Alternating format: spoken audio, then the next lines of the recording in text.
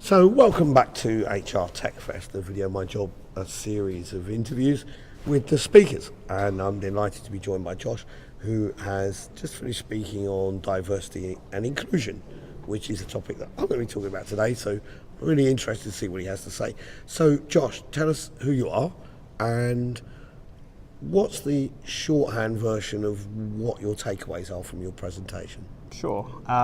I'm Josh Griffin. I'm the Diversity and Inclusion Lead for SBS, the Special Broadcasting Service. So you have a real job? I have a real job, yes. Yep, it's a real job. I'm a real person. And my talk today is largely around how organisations can jump on the inclusion bandwagon.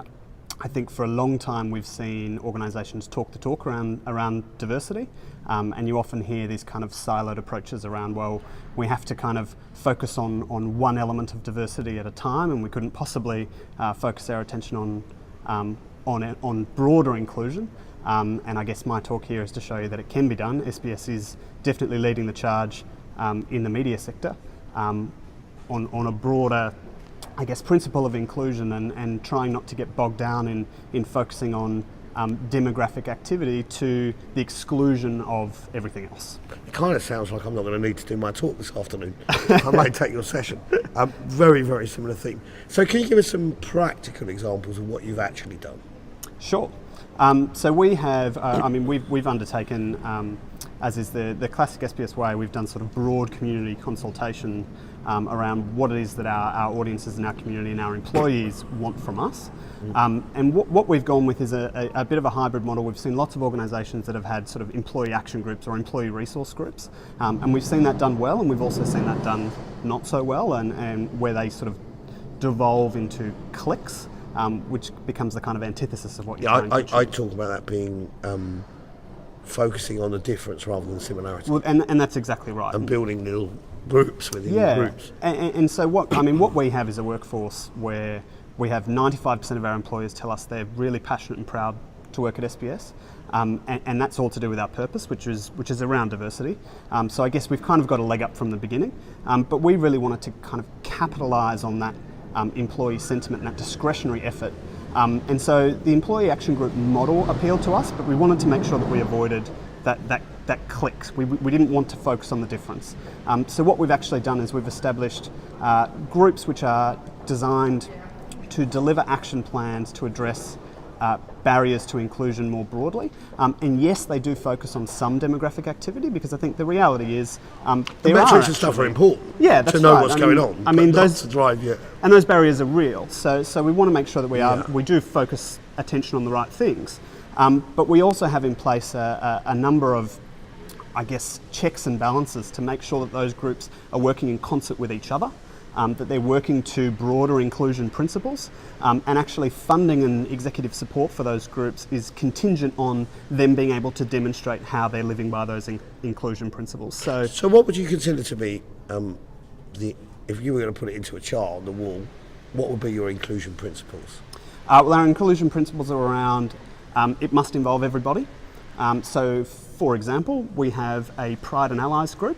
Now initially they were launched as a Pride group. Which is very group. easy not to end up having a rainbow wash. Well, that's like we exactly see in right. most organisations. And I think we need to be mindful as well of not alienating people by saying, oh, this is a gay group. This is a group for gay employees. And that's, of course, not what it is at all. It is a group of employees who care about inclusion and who want to address barriers to inclusion. Now, this particular group focuses on barriers from an LGBTI perspective, but their steering committee is made up of people from all sorts of different backgrounds. We're representative of men and women, we've got trans employees, intersex people, and of course we have people who don't identify as any of those things, who identify as heterosexual, but want to be an ally and want to know how they can help. And all the messaging that group puts out there, we're really mindful of making sure that we're bringing everybody in the organisation along on the journey, and that we're not sending the message that this is somehow a group that benefits some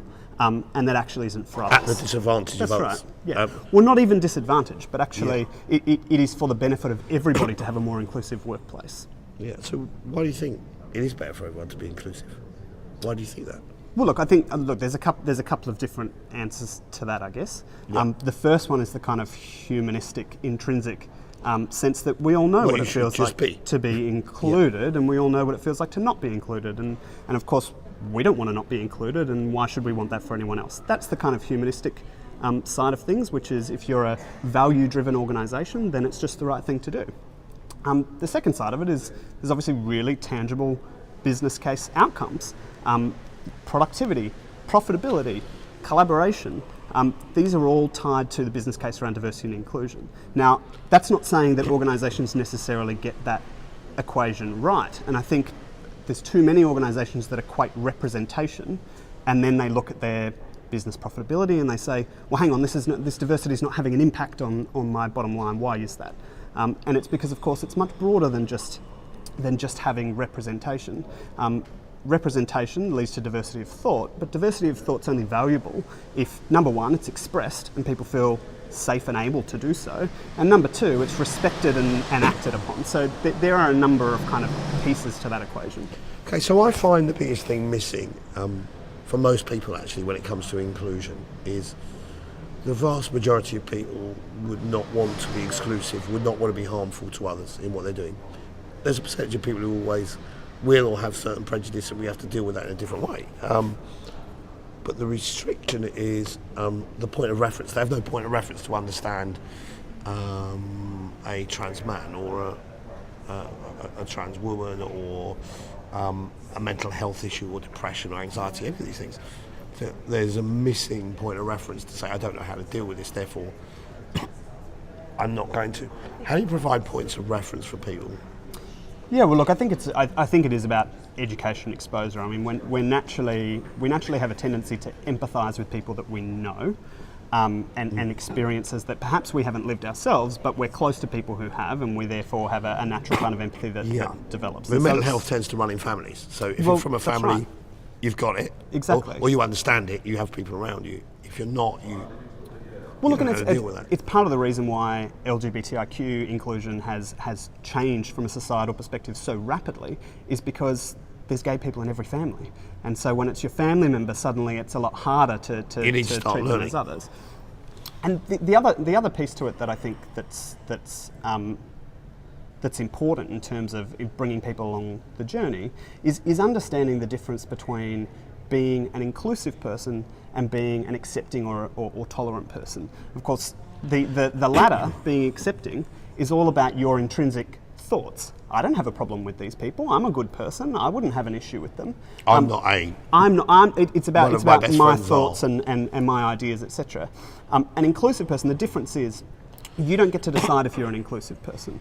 Your inclusivity is measured by the impact that you have on others. And so if you come from a marginalised community and your experience in the workforce has been one where you have had horrible experiences, it's not enough to come to an organisation that says, we don't have a problem with you. You actually need visible, audible, clear signals that this is a safe place that you are included, because your default might not be to feel included. So it's not necessarily that we have people who are acting in a discriminatory way. Certainly I would hate to think that anyone in our organisation would behave in that way, and we would have no tolerance for that at all. But that's kind of not what we're talking about. I mean, that is kind of bottom of the rung. You know, I would hope that all organisations are moving on from kind of discrimination and moving into more kind of, I guess, a cultural journey of how do we create a workplace where everybody feels accepted and valued. They can do their best work without distraction. Well, that's it. And they can succeed or fail. And it's not necessarily about us. So it's not about necessarily what we do. It's about the impact that we have on those people, and it's about them, and it's about them coming to work and actually genuinely feeling like they belong. That's great. When is your talk? It's this afternoon, 12 o'clock. 12 o'clock. I'm going to make an effort to come and see Great. it. I really appreciate it. Thanks. Thanks. Ta.